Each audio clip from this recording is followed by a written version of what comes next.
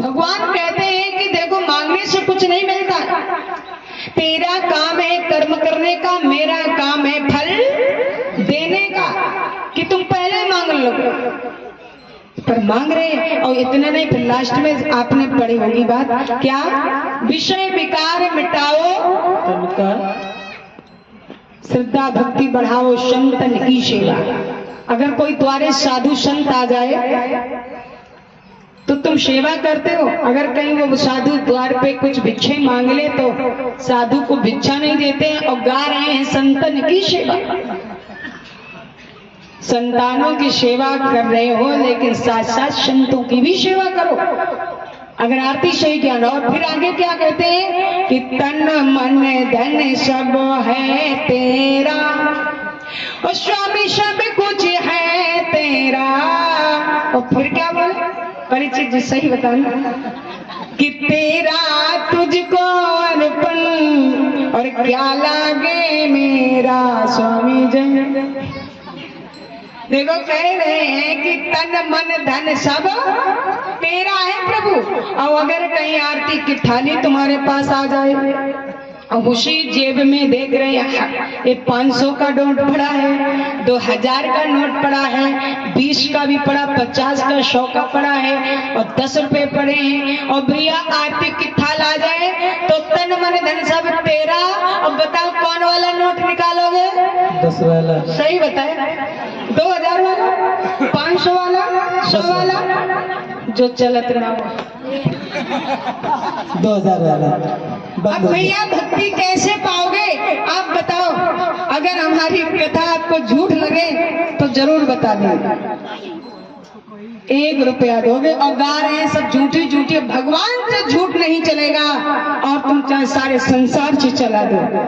दे रहे हो भगवान को 1 रुपया और कह रहे हैं तन मन धन सब है तेरा, तो भगवान बख्शेगा नहीं, उन्होंने सब कुछ दिया है। हाँ, भाव में जो भगवान का 10वां भाग होता है वो आप इंसानियत से निकालते जाइए, कभी भी मुसीबत का सामना आपके सामने नहीं आएगा। 100 रुपए कमाए 10 रुपए भगवान के होते हैं, अगर 10 रुपए वो आपने खा लिए तो कभी आप सुख में नहीं रहोगे। ये लिख लेना, भगवान का 10वां भाग भगवान का होता है। हम नहीं कहते, धर्म शास्त्र कहता है 10वां हिस्सा भगवान और संत का होता है। तो भगवान के शरण में आओ। तो हम आप कथा कह रहे हैं कि जब सती माता भगवान श्री राम को पहचान नहीं पाई, साकार भगवान को पहचानना कोई साधारण बात नहीं है, इसलिए हम आप क्यों चक्कर में पड़ेंगे।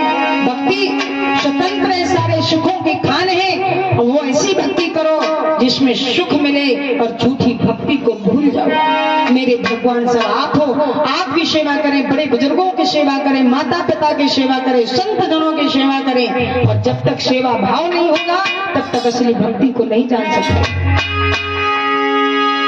आज श्री सुखदेव जी कहते हैं राजन परीक्षित, जब सती जी भ्रमित हैं, उनको भोलेनाथ के कहने पर प्रणाम नहीं किया तो भोले बाबा समझ गए नहीं, अगर प्रणाम करोगे तो भगवान का अपमान शंकर जी ने स्वयं बर्दाश्त नहीं कर पाया, अपने पत्नी से ही रुष्ट हो गए।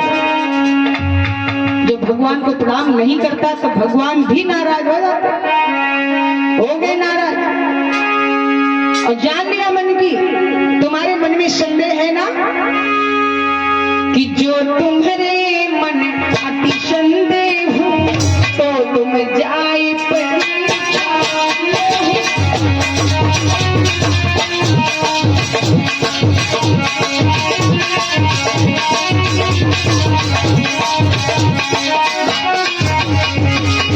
अगर तुम्हारे मन में संदेह है, जो तुम्हारे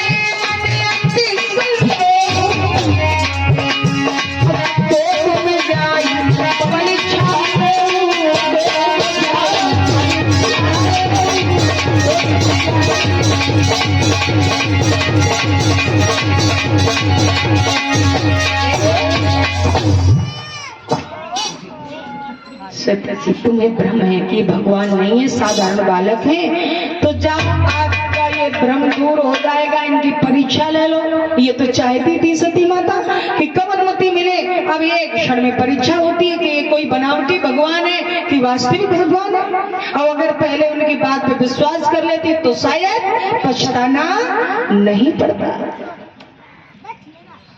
अब वो जाके तुरंत सीता जी का वेश बना लिया, इष्ट देव के ध्यान में बैठे इधर महेश और इधर सती फिरने लगी, धर सीता का वेश। सीता जी के वेश में जब सती जी भ्रमण करती, भोलेनाथ इष्ट देव के ध्यान में मगन होकर बैठ जाते हैं। और तब तक श्री राम लक्ष्मण जी आगे और बढ़ते हुए आए कि श्री राम वहां से आ निकले, लक्ष्मण जी ब्रह्म से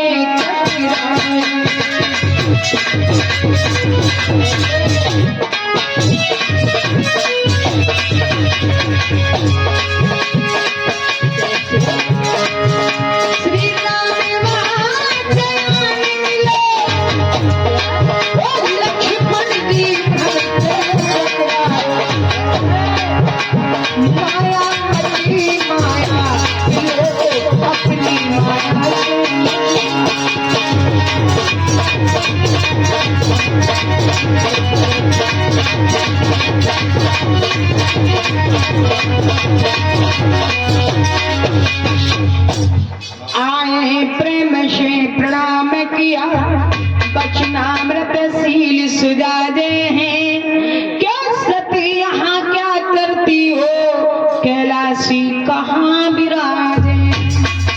लक्ष्मण जी तो कुछ भ्रमित भी हुए। श्री राम जी ने माता सती के चरणों में झुक करके प्रणाम किया, माँ तुम यहाँ अकेले, भोले बाबा कहाँ। जैसे भोलेनाथ का परिचय पूछा और तैसे सती जी एकदम से भागना चाहिए, इन्होंने तो मुझे जान लिया। हमारे प्राण प्रीतम भोलेनाथ सत्य कहते थे कि भगवान है। अब तो बहुत हंसी दुनिया में होगी, जो भी जान जाएंगे। अब हंसी वाला काम है किया सती जी ने। अब जान रही है कि चलो कोई बात नहीं, हमें सिर्फ राम लक्ष्मण ने जाना कि ये सती के ये सीता के वेश में सती जी यहाँ पर आई है। और कई सारे देवताओं को मालूम हो गया तो कितनी मजाक होगी मेरी। उन्होंने क्या किया, जल्दी से भागना चाहिए कि भागी भी भागने भागी भी भागने ना पाई, देखा समुद्र खाए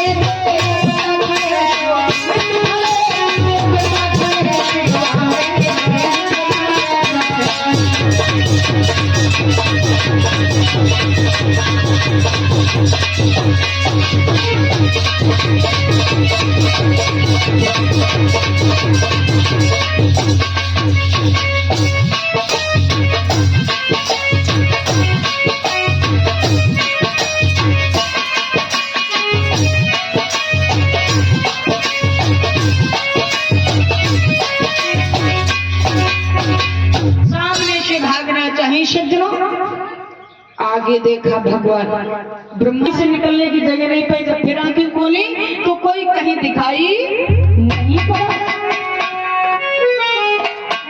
और सती जी ऐसे भटक गई जैसे कोई नदी में नाव छोड़कर खेवन हर कोई ना हो, पार हो ना पार हो इसकी कोई गारंटी नहीं है। सती जी रोती बिलखती ऐसे घूमती रही। हे भोलेनाथ मुझे माफ कर दो, मैंने बहुत भारी भूल कर दी जो हम तुम्हारी बात नहीं मानी।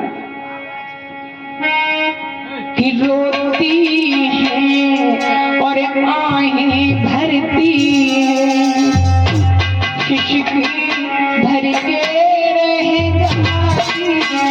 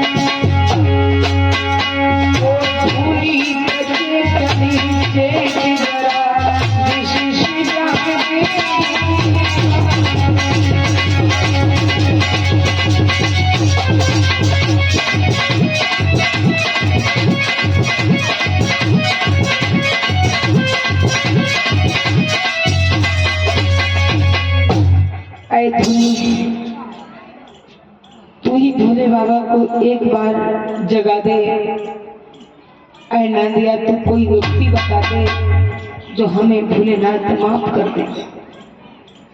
इसी बिगलता में कटे सहस्त्र शतासी साल, जागे अचल समाधि से अहि भूषण मही पालो।